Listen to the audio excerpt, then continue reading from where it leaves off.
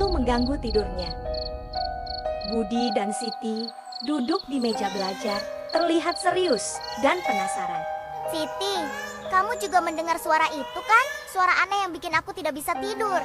Iya, aku juga mendengarnya. Apa kita harus menyelidikinya? Kita harus hati-hati. Mungkin ada sesuatu yang menakutkan di luar sana. Budi dan Siti mempersiapkan peralatan penyelidikan, senter, buku catatan, dan kamera. Mereka terlihat bersemangat dan sedikit cemas. Atau mungkin hanya hewan biasa. Ayo kita pergi. Dengar, suara itu semakin dekat.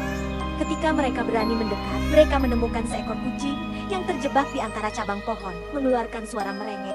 Oh tidak, ternyata hanya kucing. Yes, kita berhasil. Akhirnya, Budi dan Siti berhasil menyelamatkan kucing tersebut. Ternyata suara itu hanya kucing yang membutuhkan bantuan. Kita jadi detektif yang hebat malam ini.